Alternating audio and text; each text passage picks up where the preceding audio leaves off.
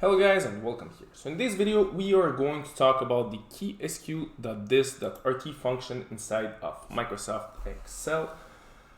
So this function is used to compare observed and expected values. So for example, if we expect that a certain percentages of cars is being sold and that we receive another percentage in reality, the key distribution will test if this difference is significant. So how exactly can we use this function inside of Microsoft Excel? So pretty simple.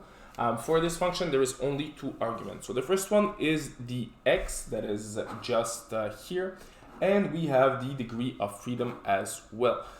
So for our x, it's, as you can see those numbers, and for degrees of freedom, it's important to understand that it has to be higher than 1. Otherwise, we are going to receive an error at the end.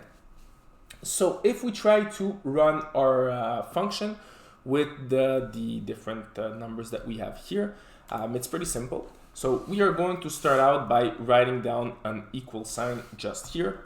And then after that, we are going to write down our function. So it's going to be CHISQ.DIST.RT. And we can open up our parentheses.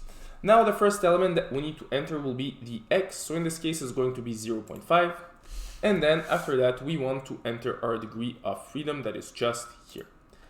And then just like that we can close our parentheses and run our function, and as you can see here we are going to receive our answer, which will be 0.479.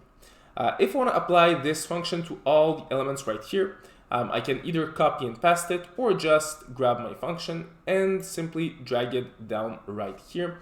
I can also change the numbers. So here, for example, I have 0.4, I can put 0.8, and just like that, the answer will change. So if, for example, I put 4, the answer will change as well. So I can do this for all my elements, and each and every time, the function will automatically adapt and give me the right answer associated with the arguments that I have. So once again, if you like this video, don't forget to leave a like, to subscribe, and see you in another of my videos.